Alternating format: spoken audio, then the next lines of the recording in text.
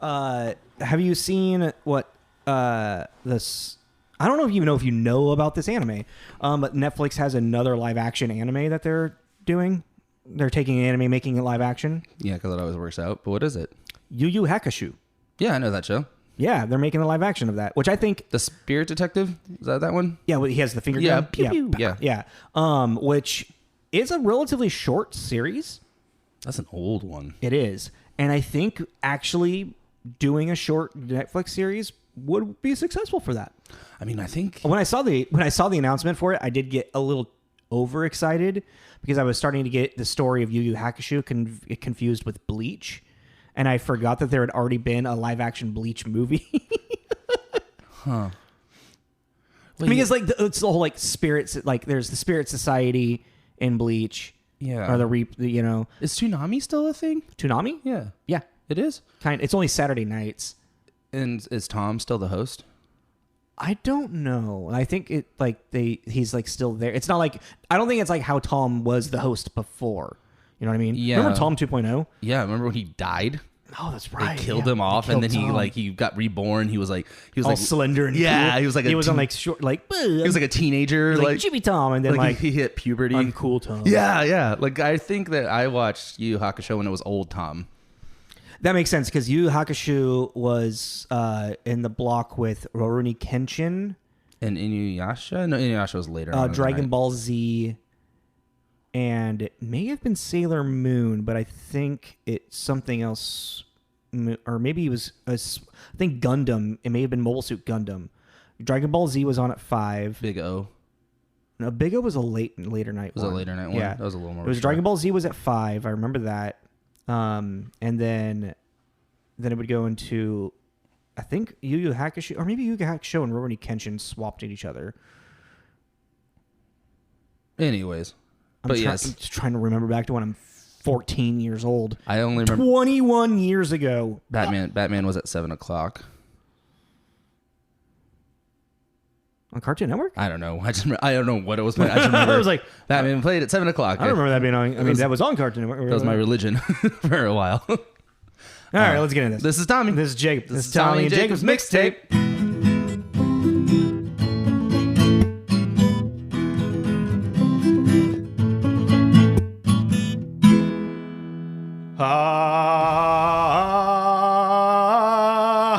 No. No, I was like, is he going to try to do the...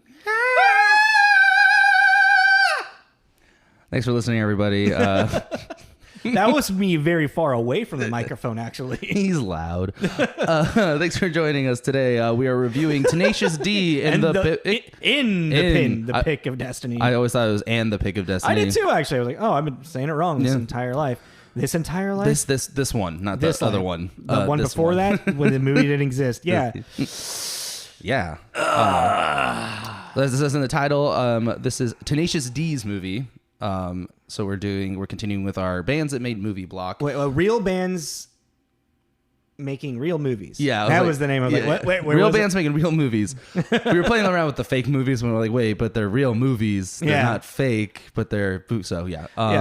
And which there's this is definitely kind of like it's kind of like with Spice World, kind of like Skitty in a way. Yeah, it's more like it's it's like a weird way to like get the pull up plot points put together. It's also almost like episodic.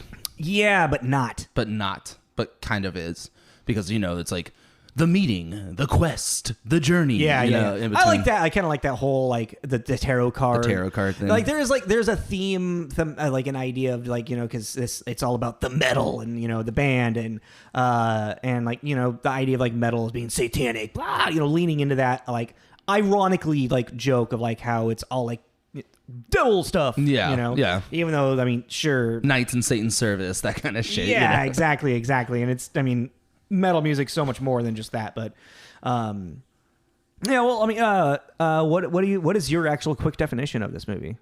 Definition. A duo of rocker stoners search for guitar pick with supernatural qualities made from Satan's tooth. See, when you say it like that, it sounds cool. Yeah. As I was writing it, I was like, huh. On paper, this sounds really cool. and yeah. No, this movie, in my opinion, has not aged very well. I mean, maybe it's not that. Maybe I've just grown. I was gonna more say, I out think of it. you've gotten older. I think is what it I is. was still giggling and laughing. Oh, me through too. There was it, moments, you but know? it's just not. It's really the humor to me. Like the quickest thing I can think of, like that I can attribute it to, is kind of like Harold and Kumar.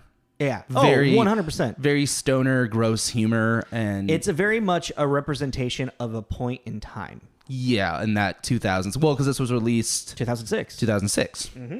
Yeah, it came out. Actually, it premiered at the Austin Film Festival of October 26th, 2006, and then finally got its full nationwide premiere November 22nd. There's no worldwide box office I could find. No, I couldn't either. So, this was a huge flop. This was a ginormous flop. And Jack Black's all sad about it. Well, because they had a lot of fun probably making it, you know, and like him and KG and Liam Lynch, they all wrote it together, and you know, it was like a bunch of friends just like hanging out there. We're finally making the movie for ourselves, guys, and there was like small budget, $20 million. I wonder if I'd like Grandma's Boy still now. I think there's moments in it that are still just like when he's cooking and he burns himself. God damn it, motherfucking ass. That's funny. Oh, and there's like a banana on it. Yeah, like, I know. Just like his fucking mound of bullshit, stoner bunchies. I think that also has a layer too because it's based in the video game world. Yeah. So that's another layer of like comedy to it. I am a robot. Yeah. You're fucking weird. Anywho, I hate your face. Yeah, so this was it was placed domestically, box office wise, number 160. It only made like what? It was $3 million. Did you write it down? Yeah. The budget was $20 million and worldwide gross $13.9 million. 13.9, yeah. Worldwide. So that's really rough. Yeah. And well, what's really interesting is like actually because of how big of a flop this is, their first album, Tenacious D, self-titled. Their second album is just pretty much the soundtrack to this movie, with some other stuff. Their third album is Rise of the Phoenix, and that entire album, if I remember correctly, is making in light of how big of a flop the movie was. I mean, so they took it and ran with it. Yeah, and I have a really vivid memory of that music video they did to promote this movie, The Pick of Destiny. And really? He who is rocky should be from my high, and he who is groovy should be in my movie. So come on! Do you not remember that? No, I don't actually. Yeah, it's like a music video, and it's like people in the theater watching the movie while they're singing to them through. Oh, cool! But then they'll pop up in like, and she who is juicy must be loosey goosey. It's just really, and he goes up to the hot girl. It's so 2000s. Yeah, but I vividly remember that music video for some reason. Yeah, a lot of dick humor. just like it's immature, right? Immature humor. I read a quote that they use the word. This is gonna be a lot of fucks in this episode. Sorry, mom. A lot of cock. Yeah, but like I read that someone tallied it, and it just made me laugh. They used the word "fuck" 106 times, or a differentiation or a derivative of it, which I just thought was funny. I don't know why. Like a different. You know, they didn't say fuck. They said motherfucker. You know, like I don't know why I thought that was funny. And he said fuck socks. Yeah. You know, like, but. So in 2006, how many movies did you see? Oh, 84. So I have a really small one, 56. But it was really weird to go down the list and be like, oh, I know that movie. I just haven't seen that movie. Yeah. Like it was like every other one was like, oh, I just actually have never sat down and watched this. Mm-hmm. Like in the top 5 or 10 of them. I have been noticing that. I think you and I probably have the same problem that we know since we do this and we just watch and we consume a lot. Yeah. There are moments that we know so much about a movie that our brain makes us think we saw it. Yeah, and I'm trying not to do that. Yeah, I'm really trying, and I think that's might be where my inconsistencies are going. And so I'm really trying to really go like, when did you watch this? Because like in the top like 6 of 2006, one of them is Cars. I've never seen Cars, which a lot of people think is strange. I've never seen it. That wasn't part of my. And I've actually never watched Superman Returns. Oh, with what's his butt? With Kevin Spacey and Brandon Routh. Oh, yeah, the actual sequel to the original ones. Yeah. I've never actually watched that? I've never actually watched that. Oh. So it's like little things about that. I was seeing that. I'm like, oh, well, I know that movie, but I've never seen it. That's actually a pretty good, like Click is number 13. I've never actually watched Click. What? Yeah. That's weird. That one's weird to me. Superman Returns and Cars kind of makes sense, but Clicked is kind of weird to me. Because it's Adam Sandler? Why? Just because I think you'll find it really funny, and it's actually very heartfelt. And I know all of that. I know like the whole story of it, but I've never actually watched it. I mean, like, when I went to go see that, I was bawling, and I was like, "This is funny." Why is Adam Sandler being so serious right now? Why is he being so sad? He's supposed to be the guy. Oh, I see what's going on. Yeah, it was like I remember bawling at that movie. Really quick, just for like reviews as well. I just want to point out like this movie, the reviews need to like be re-reviewed in my opinion because it's got a 6.8 on IMDb. But then it's got a 52 tomato meter reading, which like, okay, but then a 67 audience score. So it's like, this definitely has a cult following and that's fine. This movie is made for someone. Yes. It's made for a very specific group of people that watched the Tenacious D HBO show and bought their self-titled album. Yeah. It's a very niche group that like falls into this. And a lot of those are like stoner metalheads. Yeah. And that's or stoner gamers as well, you know. Yeah, I mean stoners, like, and then maybe that's why, like, I don't know. We're not really like the young stoners anymore. Like, there's like, I don't smoke weed at all anymore. Like there's literally at the like after JB gets the $10 and then KG's like, yeah, get me a dime bag.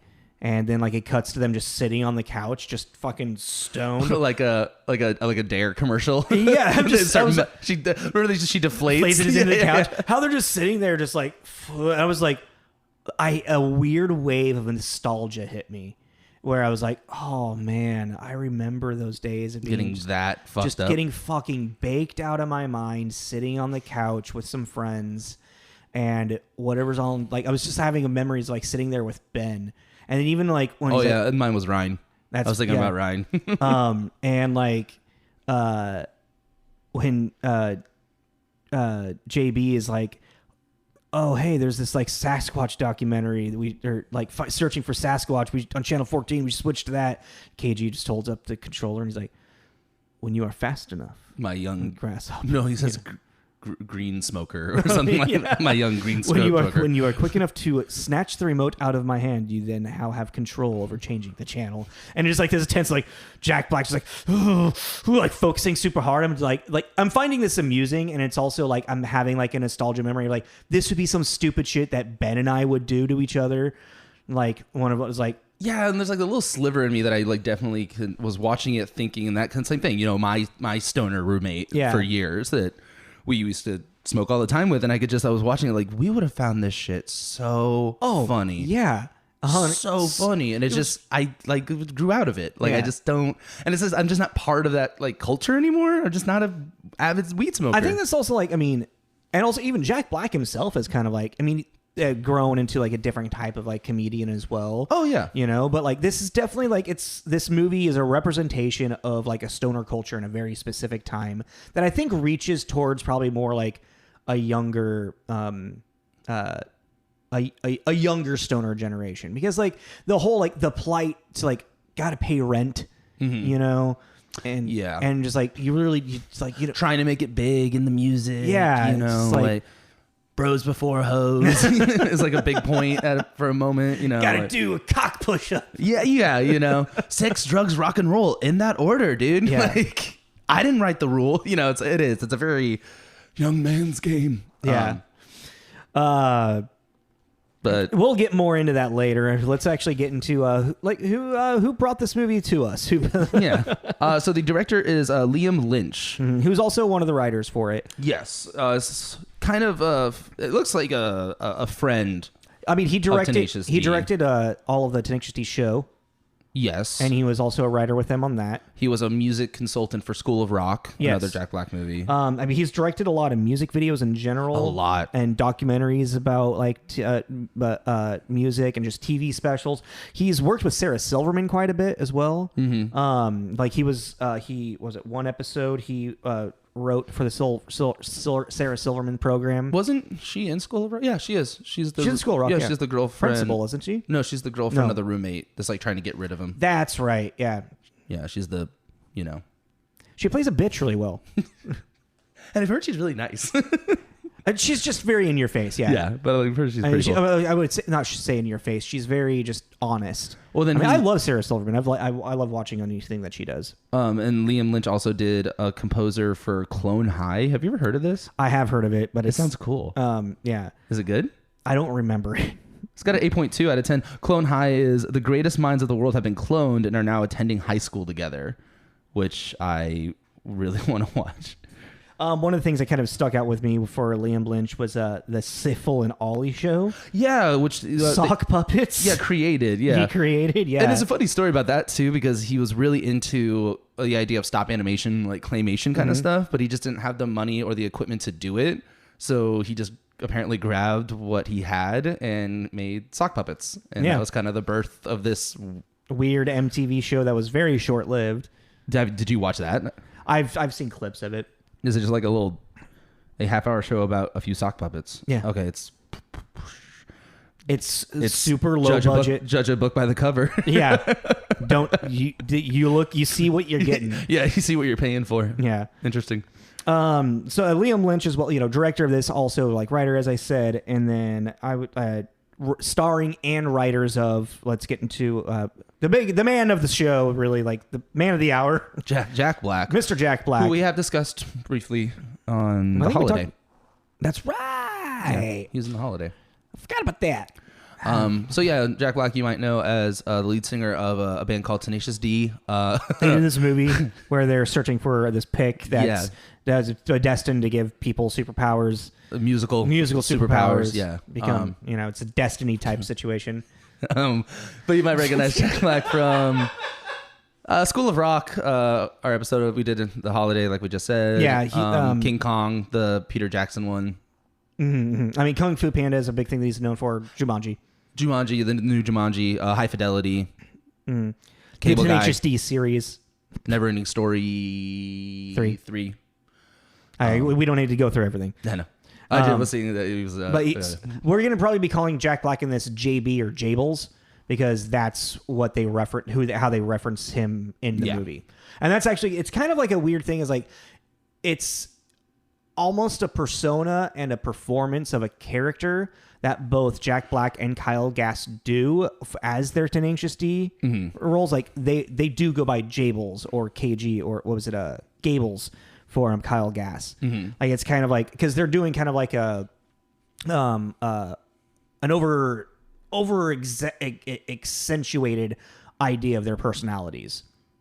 Yeah, when they're performing and like for the show and the movie and whatnot, because Jack Black is not as dumb as Jables. Like Jables is a caricature that Jack Black created of himself. Yeah. So and really quick for Kyle Gass, KG, Gables. Really his claim to fame really is Tenacious D.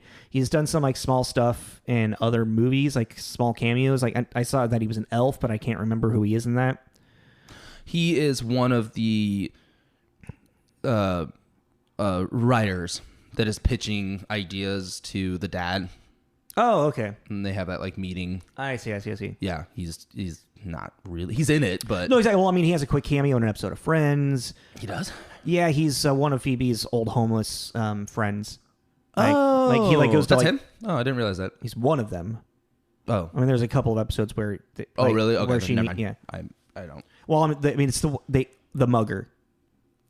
Yeah, the Ross. She mugged him, right? That one, and you find the friend. And, yeah. Cool. All right, yes, that's the one I was thinking of. And then apparently he went to Jack Black sent Kyle Gass to rehab. Oh, like why was it a couple of years? I want to say it was maybe early. I can't remember when. I read it, but I forgot. But it was like Kyle Gass was like getting really bad, and like Jack Black was like, "Hey, I care about you and I love you. We just want you to go get some help." And Kyle Gass was kind of like, "No, I don't think I need it." And Jack Black's like, "Look, I already paid for the private jet, so you get the red carpet treatment to get to this place. It's all paid for. Just go and do it, please." Yeah. And Kyle Gass was like, "Oh well, I mean, if you actually like put all this effort into like making sure that I go there, like, then obviously, yeah. And then also Kyle, because like apparently Kyle Gass went through this really rough spiral of knowing like his only claim to fame kind of is Tenacious D, and he's only recognized with that. I know it was just kind of a sad like he wanted to be more, but that's what he has, and he gives all of his like credit, like claim to fame, to Jack Black and Tenacious D, and now is very like embracing of it. Mm-hmm. But like there was just kind of like a rough time. Rough patch. Yeah. Yeah. And then just like Spice World, there's a lot of people in this. Yes, there's a lot of quick little cameo bits. But like, so yeah, we have Jack Black and Kyle Gass, and then probably the two most reoccurring characters would be J.R. Reed, who plays their stoner pizza delivery friend, Lee, who they take his car. God damn it. That was how they're getting his car. He's like, I don't know, guys. Gonna need it for work, man. And you find out he's not only a pizza delivery driver, but he's also a student driver instructor. Yeah, and he's fucking high all the time. It's so good. Yeah, man. I teach him while I'm delivering Zaz. Right on. I never realized, actually, because when I was delivering pizzas, I would be like, yeah, man, throwing around the za, all right? Throwing the za around. And people are like, can you stop saying za? I'm like, why? It's funny. And I thought I was being kind of original. No. I mean, I didn't like, I forgot that I'd heard it from this movie, probably. And then I would say Paul F. Tompkins. Who's a comedian. Yeah. Yeah, I mean, I just know them as a comedian. He's got little like small roles in a lot of like shows here and there. Why do I register? My register gets so low. Sorry. Excuse me. I mean, it's just really quick. Like the top things on his IMDb is 10-inch D is one of them. Oh, he's in There Will Be Blood. That's crazy. What? Yeah, it's probably a small role. He's a voice in Tangled, and he's a voice of Mr. Peanut Butter in BoJack Horseman. Who's Mr. Peanut Butter? The dog? Maybe. Is it the lab? I've never fully watched all of BoJack Horseman because it just makes me very sad. I know. I was gonna say I could see that show really depressing the shit out of you.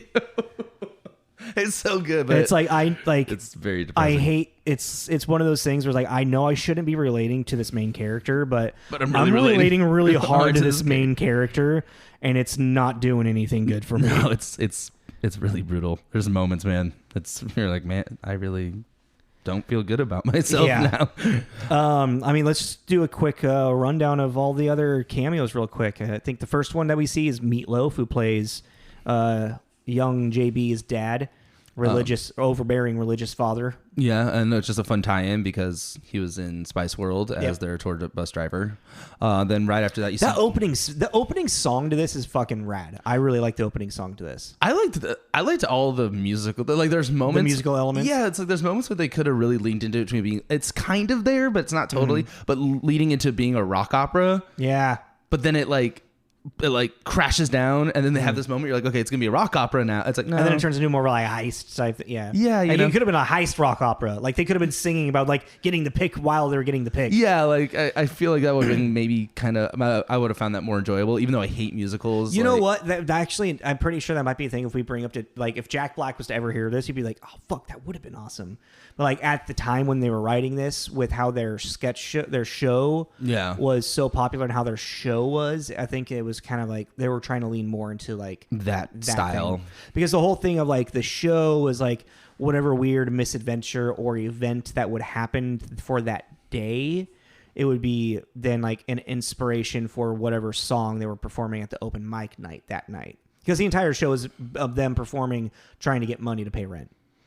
Okay. So it's this movie. So this movie is just an episode of the show. This movie is literally, this movie is a almost 2-hour episode of the show. Yeah. Okay.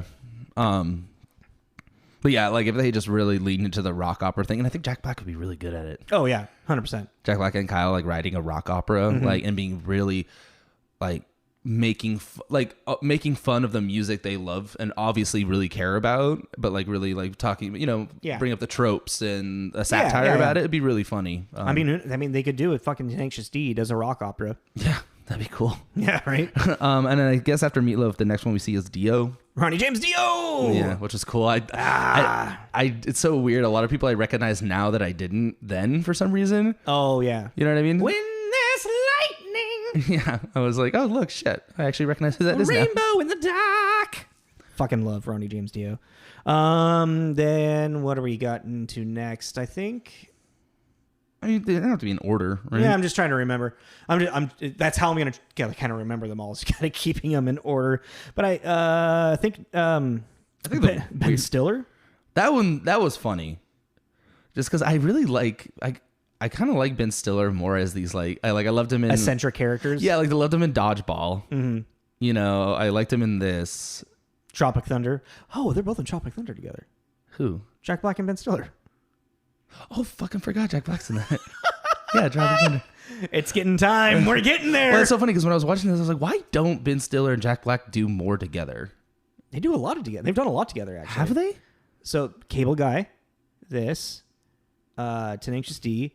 I'm pretty sure Jack Black Ben Stiller's in Cable Guy. He's the I don't remember him in Cable Guy. Oh no, maybe Ben Stiller. Oh, he just directed that, didn't he? Or write it? Oh yeah. Something like Ben that. Stiller. Yeah, I think he directed Cable Guy. Okay. But I'm actually getting Ben Stiller confused with Happy Gilmore is the orderly that's abusing his Happy's grandma. Oh yeah. I'm like, what are you talking about? Right. You could have a glass of shut the hell up. They're actually pretty good friends. Like they have like good crossover. I think that's what I mean. Though is I like Ben Stiller a lot in those. Like it's just his Heavyweights. Never seen that. You've never seen Heavyweights? No, I don't think so. The kids that go to fat camp. You're right. Ben Stiller directed Cable Guy. That's what you're doing. Okay, I just wanted to. Yeah. No, I never seen that. It's written by Judd Apatow. Ben Stiller is a psycho in it. Is he like their counselor or their camp guide or whatever? He like buys this camp for these kids. It's what it's supposed to be is all right. Quick rundown of Heavyweights if you guys don't know. For me mainly. These overweight children go to their summer camp and it's supposed to be run. It's generally run by like these two very old, like very sweet, people. And it's like, yeah, it's all about health. And, it's supposed to be, but it's more about the kids having fun and finding their self-esteem. But then they can't. Something happens where they have to sell it to then Ben Stiller, who's this like psycho health nut, and then he turns into like a weird like imprisonment camp almost, quote unquote, and then like is trying to make all these overweight kids like actually like work out and lose weight, and it gets really like weird regime type stuff with it, and he goes fucking bonkers in it as well. He's over the it's almost like his character from Dodgeball. Okay, I can see that. Yeah. What was his name? I can't remember. Yeah. But yeah, I like Ben Stiller and these weird little eclectic, I don't know, I don't care. I don't like Meet the Parents. That movie just stresses me out, and I'm like whatever about it. But I like him as these weird, So in this movie, he plays a Guitar Center guy who gives them the lore for the Pick of Destiny. Yeah, he's got like the chops and the hair. Yeah, and he looks pretty cool. Actually, good look for him. And then as we already pulled up Paul Tompkins, Tim Robbins is in this movie, which was such a weird thing for me. When I saw him like just appear, I was like, "What?" Yeah, I forgot he was in this. That's a weird thing for Tim. I don't know. I just feel, and he's kind of maybe like the other like more reoccurring-ish character. Yeah, I mean for the grand scheme of things, yeah, because he plays this weird stranger that like.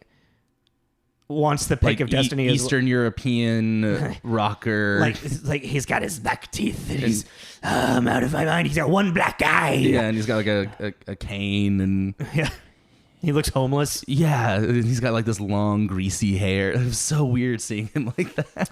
Then Amy Poehler has a quick little role in it as a waitress, truck stop waitress. The girl's like, "Are you going to charge us for all of those refills?" No, I'm not, because you're too pretty to get charged for anything, aren't you? Or like, what would you recommend? I recommend you order food. Yeah.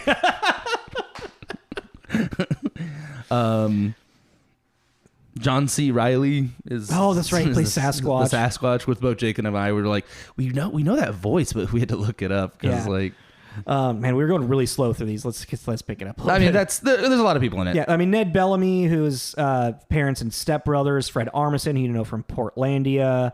Colin Hanks for a brief second. Amy Adams for a weird dream sequence. Yeah, which is actually really entertaining. Yeah. It's the song. It's the song we were singing last week, right? To blow your mind. Was it? Was it? I don't know. We were singing "Pick of Destiny." That shit happens all the time. Yeah. Dave Grohl plays Satan, which is funny for our next movie. But yeah, it is. Yeah. We totally by accident have this kind of through line where all these movies are connected by an actor or actors, which is kind of random, but yeah, Colin Hanks, Amy Adams, there's Jason Segel you can see briefly quickly in the background. Yeah, just a lot of random cameos in this movie. Really random. What do you got for reviews? Let's go into that.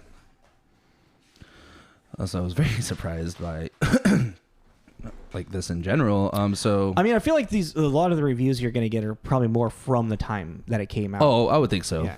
But positive 15, mixed 14, 0 negative.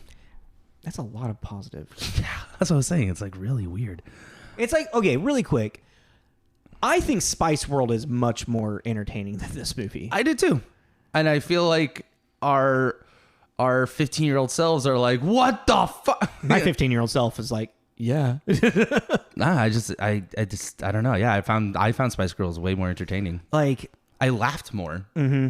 Because this didn't. It's where they both a very specific time period and in a vacuum of space and time, you know. Yeah. But I don't know. I think I really think going down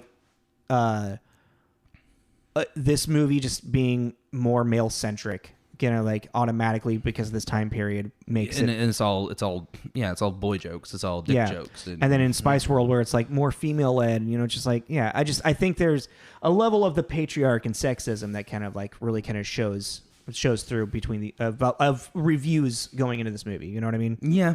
And it's just, I don't know. It's a reflection of a time period is what I'm saying. Yeah, no, I'm agreeing with you, but it's just, I just think it's funny that we both were just Spice. I'm really curious, especially because we're actually going through so many decades. It's true. Coming up on Studio 666, I'm really curious. Yeah, we've literally jumped 10 years, and now this is going to be about 15 years. Yeah, and it's something we both haven't seen, so we have no idea what we're getting into. Mm-hmm. But for reviews, so positive 80 out of 100 by Mark Bell at Film Threat.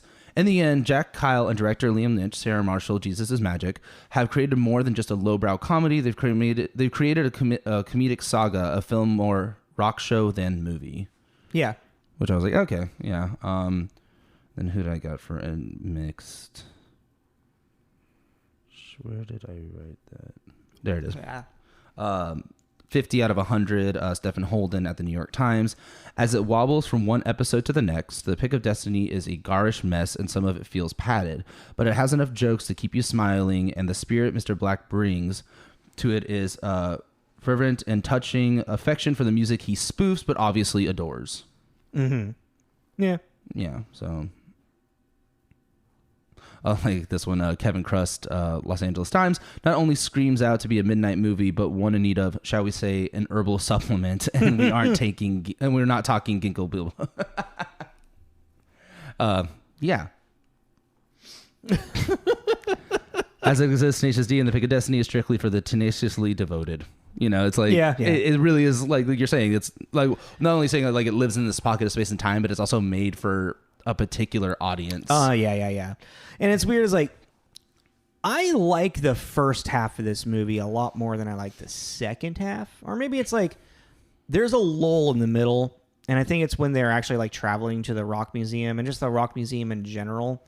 That entire part of it is just kind of I feel it's over the top, which it makes sense for what they're trying to do with this movie. Well, it's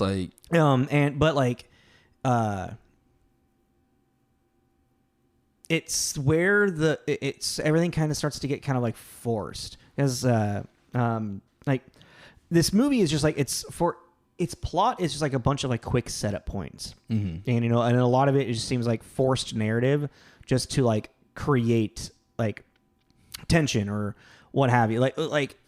When they get to the truck stop is when really like everything kind of like turns, and I think that's when the movie starts to fall apart, is because the conflict of KG and JB separating feels like a forced narrative where all of a sudden KG now just wants to hang out with the hot girls and go to the frat party. And I think that might be the whole padded thing. Yeah. It's like, it's just, yeah, no, exactly. It's like, that's where it's like, that in a movie that's about adventure, there needs to be a moment of tension and conflict where the two lead characters, your two heroes, are divided. So they're like, oh, okay, well, what can divide them? Well, JB wants to get the pick, and then KG now wants to get the girls. Yeah. Don't.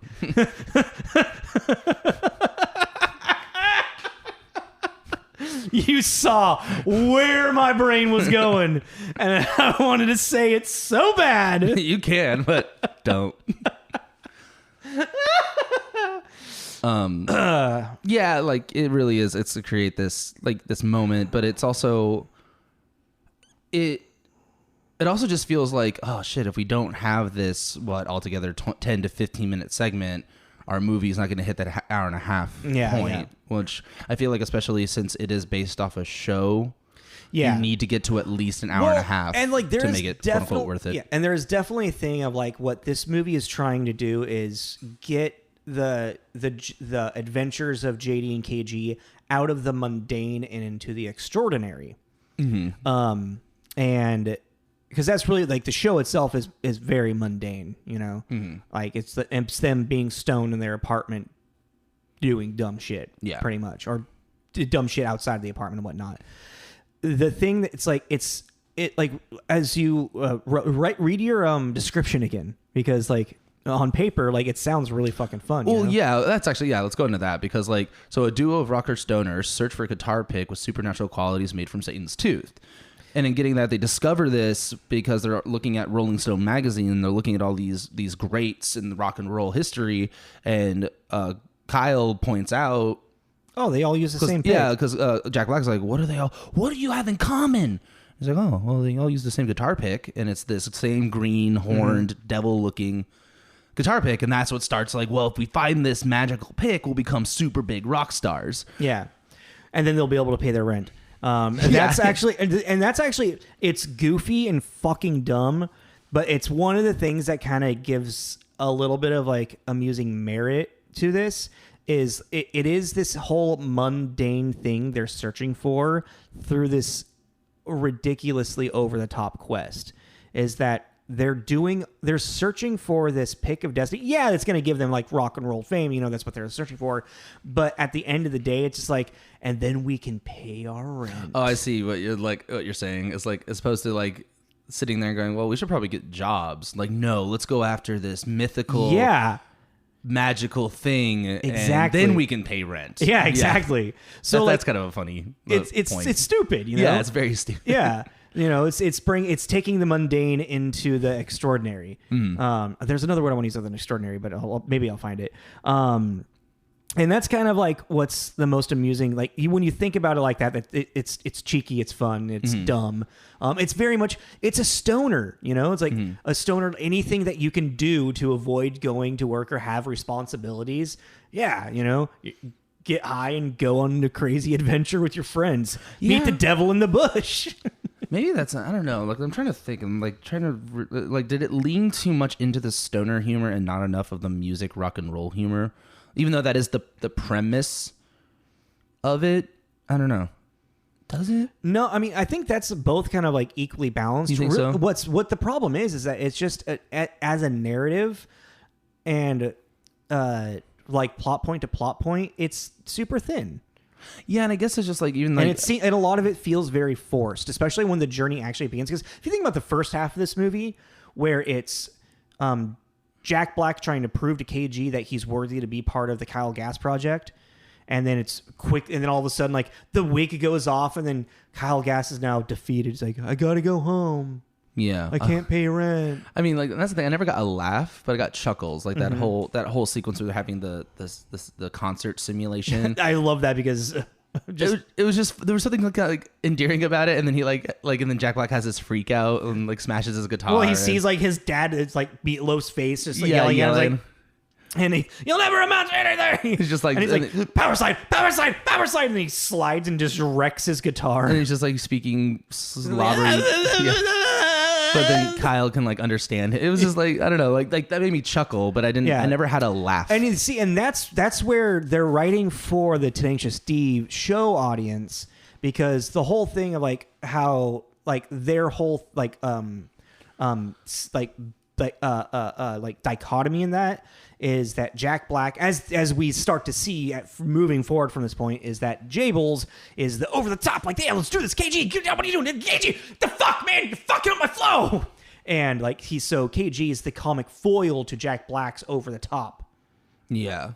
So well, there's also like from a writing point too, is like it's such a weird juxtaposition to like when you first meet Jack Black's character to then what he becomes like at that halfway mark when he finds out, not halfway, but when he finds out that he's not, that Kyle isn't this like great rock star. It's like two different people. Exactly. He's very like, and then he becomes suddenly the leader. Yeah, exactly. Like, yeah.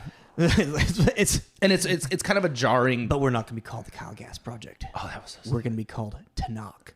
Tanakh? Yeah. What does that mean? So stupid. I've looked it up in the dictionary. It doesn't exist. Yeah, that was... And it's like a fucking birthmark on their ass. It's very... Guys, very... Look! It's very, very, very stoner. So stoner. Tenacious D birthmarks. Yeah. Them together become Tenacious D. Tanakh. You just lost so much energy right there. Yeah. I just only... well, because that's... I mean... Well, you see, it's like the first... Like, you got this, like, first bit of the movie where it is pretty much kind of setting up that...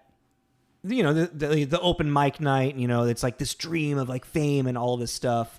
And then all of a sudden now it's like, well, now they need to write the masterpiece to, you know, to like pay their rent. Because like now it's just, now the like the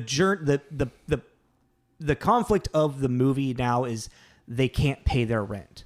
So they have to win this open mic night to pay their rent. Mm-hmm. And then, yeah, then like the pick, they find out about the pick. They go talk to Ben Stiller. And then he tells them about the, you know, and it's like, oh, now they got to go to the Rock and Roll Hall of Fame in Sacramento. Mm-hmm. Yeah. That's where they say they're going. So. Yeah. I just don't know where the Rock and Roll Museum is. I thought it was in Cleveland, Ohio, actually. But anyway. Is there only one? I don't know. That's good. That's a good point. Because there's so many places it could be. Yeah. Like that it has so like integrated with rock and roll, like Austin. I mean, Seattle has its own little thing. New Orleans. There's a lot of places where like rock and roll is a thing, you know. But yeah, so just music. It's like when all of a sudden this like journey for the pick turns into it, which in one way is amusing because of this like mundane thing is now turning into this extravagant adventure. Yeah. Then there's like a lot of like plot points start to get forced on you, like KG and Jables like having their separation because of that. Then Jack Black's weird trip, eating the mushrooms and having his psychedelic trip with Sasquatch. That was very Harold and Kumar. Very Harold and Kumar. That was very Harold and Kumar moment. And it's just like racks his nuts and then he's sober all of a sudden. Yeah, which that's not how that works. No, right? And then also KG just magically being there in the fucking vent with him. I'm in the vent with you, Bill.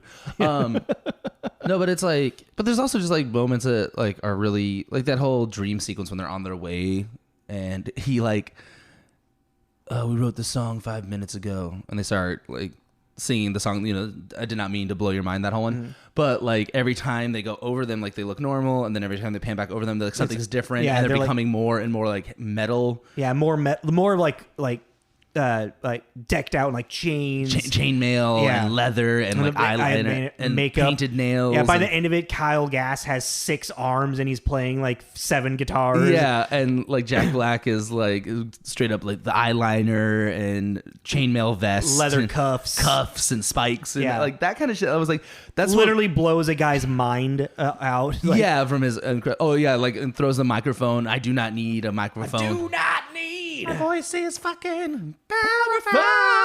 Yeah. But like that whole thing is what gave me the idea of like, oh, if you had really just leaned into the rock opera, like with this kind of, I was like, that's what I'm like, that would be. And it kind of, I mean, it does oddly kind of end on a note like that. Kind of, yeah. I mean, also like Jack Black is just entertaining to. He is just entertaining to watch. For a big guy, he is really like a nimble, agile motherfucker. A little agile motherfucker, like especially at this age too. Like, man, you can really he can really squat down and like do his like. Because the whole it's amusing with the whole like going through the lasers thing until it's like he's got to use his cock to push the button. Well, it's funny about that too. Is like I don't know did you have subtitles on when you were watching this? Yeah. When that techno song is playing, it's just saying shit like Space Invaders. Oh yeah. Qbert. Yeah. It's just saying random ass like old like arcade games, like which I thought was random, but yeah, and then he has to do that cock push up to this fucking stupid. Dick jokes, man. Yeah, that's a lot. It's dick jokes. Even though the way the movie starts off is a fart joke. Yeah. Oh, that's right. Oh yeah. The little animation. And then it's a THC, not what is that? Not forget. TCX or what is that called? I forget, but it's like TH something. I'm gonna say but yeah. When the THC logo came on, and then whatever the tagline underneath of it, I chuckle at that because like, oh, that's actually because it also that's kind of funny. And it's that noise that we heard for decades. THX or something. Yeah, and it's the digital surround sound. Yeah, like I feel like some people are like, oh shit, I forgot about that. It's like, yeah, I remember that used to stress me out as a kid. Yeah, yeah.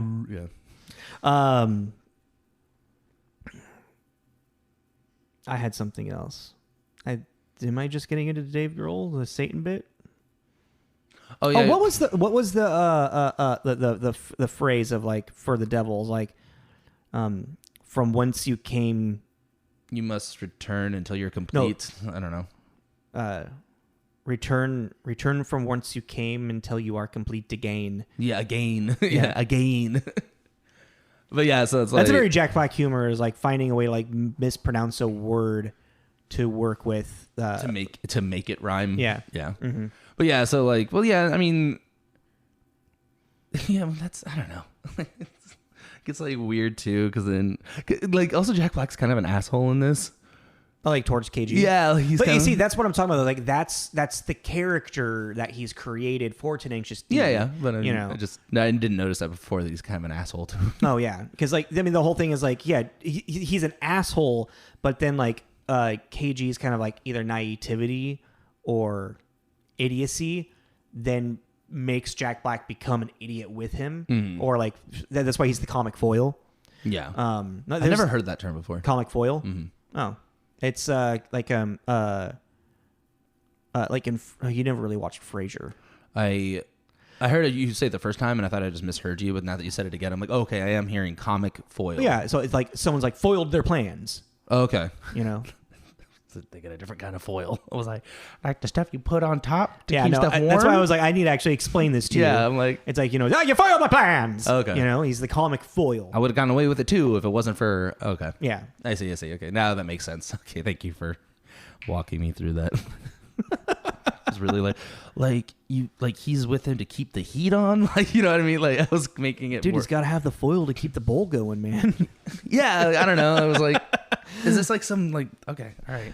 No, it's an actual term about for comedy. Hey, look. Knowledge is power. I mean, this movie essentially like it culminates with them getting the pick, but then it's like them arguing over who's going to use the pick to then go play at the open mic night, and then they break the pick in half, and then you find out that Paul F. Tompkins, the open mic host, is Satan. Is actually Satan, and now he is complete to gain, and he turns into Dave Grohl and oh yeah, did we explain that the pick is made out of Satan's tooth? Yeah, that was my synopsis. Okay, yeah. Supernatural qualities made from Satan's tooth. Okay, yeah. Which goes into the whole what joke you were saying about like the whole spoof satire idea that all metal and all rock is Satan's music. Yeah. You know, you're communicating with him when you listen to it. Now you are fucked. It was so weird. It was so weird seeing Dave Grohl because it was like. Obviously, I didn't know that until we had talked about it, and you told me. I think I had heard that, but I hadn't watched it. But when I was looking, and I was like, oh, "Okay, I see him. You can see it. Yeah. I can see him. The makeup's really good. Yeah, but I can see Dave Grohl in there. You know." And I was like, oh, "Okay, yeah." And he's like an 8 foot tall, like king, fuck, lord of hell. Fuck, the demon code prevents me from denying a rock-off challenge. Well, that was funny, too. It was the whole fiddle thing, but they turned into a rock-off. Yeah, exactly. Yeah. That was kind of funny. I mean, that's what... So, Tribute is written about this moment. This is but a tribute. Oh, that's the greatest song in the world. They can't remember. It's called Tribute. Yeah. Yeah. Well, I got the joke at the time at the end. At the end, they're like, "Do you remember the song?" No. Fuck. Neither do I. But yeah, and then I don't know, and then there's just like a lot of weird dick joke, sexual, homosexual, assault, homophobic shit. Yeah, there's a lot of in this moment, and it's almost hard to like pinpoint what like exactly happening because so much happens really quick. Gargle mayonnaise. Yeah, you're like, what? Like the second you kind of start to like realize what they said and it clicked, they say something else, and you're like, what? Back up. Wait. I'm still trying to figure out the last thing. We are the D. We are the D. We are the D. We are the D. We are the D. Yeah. Oh, I did like that song. He's like, come here, Kyle. You're coming with me. Oh, fuck. She just shoots him. The like, horn blasts off. He's like, oh, fuck, my horn. And they send him back to hell. And then they turn the horn into a fucking pipe, a bong. The bong of destiny. Yeah, the bong of destiny. The POD. The POD, that's right. The bong of destiny. You see, it's like a lot of stupid stoner humor, and if you don't like it, you're not gonna like it. I bought this movie on Amazon. I told you I did that. No, I know. I didn't know you bought it. I told you I bought it. I just thought you said you got it on your Amazon. I said I bought it on my Amazon if you want to rent it. You need to listen to me when I'm talking to you. I heard you. I heard you got it. I didn't know you bought it. I said I bought it. Okay, well, I heard you got it. Yeah, well, you don't got it. So sorry. Well, you can have it because I'm probably never going to watch this. Well, I know, and that's actually the thing is like I purchased it before rewatching it because I was like, oh no, I was like, oh, like I'm probably gonna possibly want to watch this again because I remember it being goofy and like, oh, I'm gonna enjoy it. Like, I remember liking this, and then I watched it and I was like, I should have just fucking rented this. God damn it, son of a bitch. Yeah, like I really don't think I ever. It's like if anything, like I'll listen to the album "The Pick of Destiny." I don't need to watch this movie. Yeah, like I like their music is fun and goofy, but it's like I don't really need to watch. Like, and it's a bummer too because I really like Jack Black, which is so weird. I have to explain to you. I like Jack Black now more than I used to. Mm-hmm. Like Jack Black, I think he's really funny. I think I just like him. And I think when it comes down to like when you're listening to the album, like because they're a comedy duo, and like when it's comedy music, you're getting like a short like segments of it as opposed to like this hour 40 long minute movie that's kind of just seems like one long joke. Yeah. The joke of them paying rent. Well, yeah, there's also like moments to, I mean, like even when Kyle is like performing at the frat party by himself and he can only perform his half of it. Yeah, that was kind of like a funny idea, you know, but it just kind of like falls flat. Yeah, like, and that's the thing. There's some moments where I was like, oh, that's a pretty good joke, but it's just not, there's no real punchline to it. Yeah. The setup's there, and then even when there are punchlines, like they just, it's like in a weird way, it's like when you're watching that, you're supposed to then feel sad for him.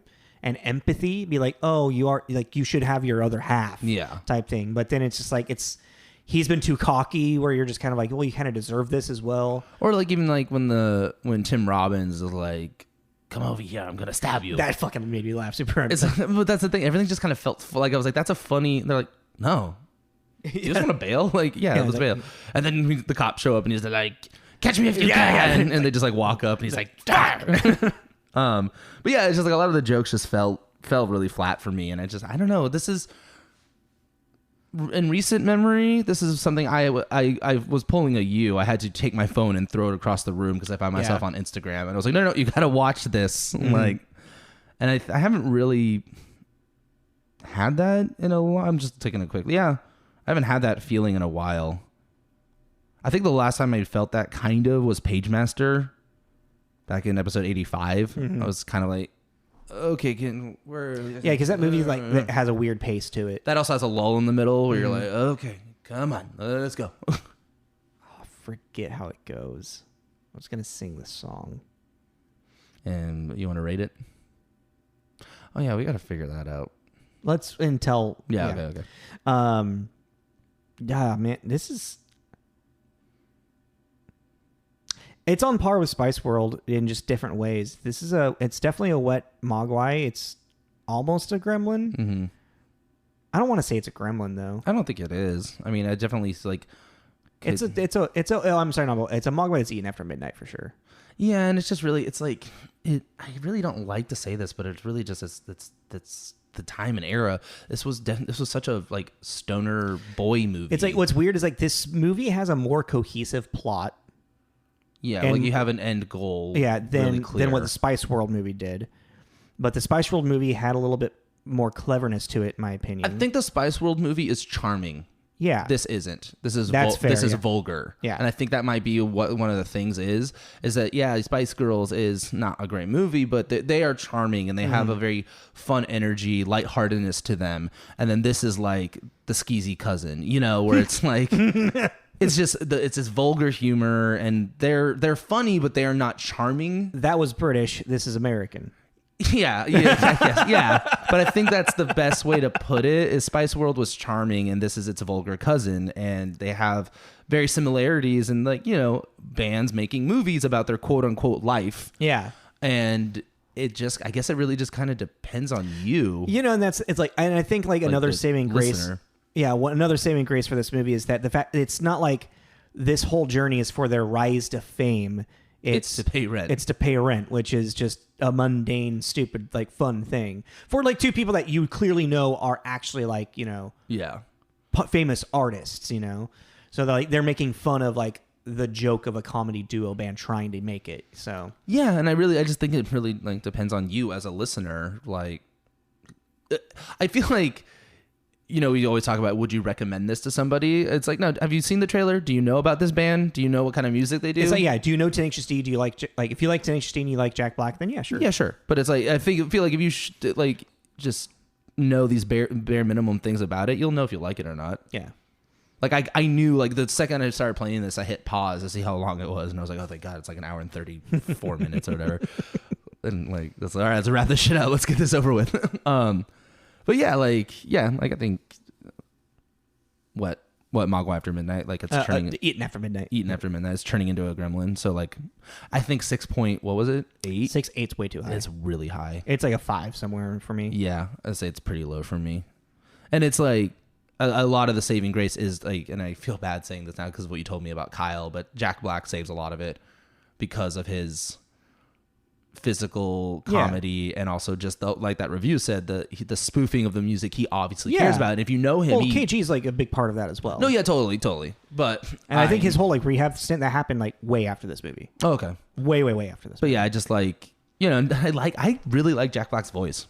Like a lot. He's got a great voice. He's got a great register. Like you can hit these. And that's the thing, the spoof. But obviously he cares about it. He has these stupid lyrics, but he's hitting these crazy notes, and he's having a lot of fun with it. And there is something endearing about that. Like his ability to like scat really quick. Yeah, is really fucking impressive too. Like the was it Bach or Beethoven? His name is Kyle G, and he's about to fucking. His name is Shiny Golden God. Yeah, okay. And he's about to fucking rock. You fucking cock. Yeah, but well, even in the beginning when he's on the bus and he's doing that hey ya at the end of his song, I was like, that seems like a really simple thing to do, but it's not. It's not. For him to be saying hey ya in that like back and forth. For which one? At the end of his Runaway song at the beginning. How does that go? I don't remember. Oh, but I'm drawing a blank on that part. But it's just the it's talking about how he's going to every Hollywood. Oh, He's on the bus and he's writing a song. Yeah, and it's the end of the song. It's just him saying hey ya back and forth for a solid 15-20 seconds, and I was like, that seems like an easy thing to do. Like it, like just from a that might not be a thing that he can do in live performance. That might just be a recording thing. Because like even like the when he's like doing the but you're talking about the scatting. I think he could do that. Possibly. I need to hear it again. Yeah, I'll show it to you. And just I'm curious what you think, because I could see him actually being able to do that because of just interviews and stuff and the way he. Like even that he was on the Graham Norton show, I think. Yeah, Graham Norton Effect. Yeah, he's talking like Elton John, and he's like, I don't remember lyrics, but remember melodies. Yeah. He's like, and you're like, that's a weird way for your brain to work, but that's probably why how my brain works. That's probably why he can do that scat thing, though. Mm-hmm. Well, that's also a training of like making noises with your mouth. Well, yeah, but I mean, like, if he's hearing, like, he's not, lyrics don't stand out, he's, like, almost seeing music, you know, in a weird way. Yeah. But yeah, I mean, I got nothing really much more to say about this. Yeah, no, neither do I. I mean, yeah, it's kind of a little bit of a shorter episode, but that makes sense. This movie just almost had an hour perfectly. Oh, perfect. Yeah. Right. I mean, this movie didn't really have much substance to it other than just a bunch of stoner humor. Yeah, it's kind of like thin plot, and kind of like Spice World. It's like this didn't really need to be made. This was made by the band for the fans. Yeah, exactly. Which is fine. Actually. Which is fine. Yeah. I'm not hating on that. Like, cool. Yeah. Like, I'm sure there's people who love that movie. It's just not my thing. Yeah, you know. And I've gotten really bad. I'm really trying to be actively better of just like shitting on things that people like. Yeah, don't gatekeep shit. Yeah, you know, it's unnecessary. I don't it's like, who is it? Fucking, I won't. There's been a couple of people we talk to occasionally where they're like, well, this whole this Rise of the Kate Bush song from Stranger Things, and all these people are like, oh, these kids now know what Kate Bush is. Like, I've been listening to her for so long. Like, and it's like, although I liked it before it was cool. Yeah, and it's like, okay, one, stop fucking gatekeeping your goddamn shit. It's like, let people enjoy what they've now discovered. Hey, look, now you two can enjoy it together. Cool. Also, how many fucking bands did you know about before you listened to the Tony Hawk's Pro Skater 2 soundtrack? Did you send me that? No, I think we probably just saw the same meme. Oh, okay, yeah. No. It's like, no, it's like, seriously, like when I was like, oh, so this is punk music? Yeah. Hell yeah. Yeah, no, the other day there's a playlist playing, and I was like, I feel like I'm playing an episode of Underground right now. Yeah. I mean, a Mission Underground. But, like, I mean, my biggest thing about the Kate Bush thing is I just hearing it everywhere, and that's what's driving me nuts. No, when it gets oversaturated, that's one thing. Yeah. It annoys you, but yeah, but you're not trying to gatekeep it from anybody. Care. Yeah, like, Kate Bush. Fuck gatekeepers. If you like this movie, you like this movie. Kate Bush is... We like Spice Girls. Spice World. We like Spice I like Spice Girls. I said that like it came in. I like Spice Girl.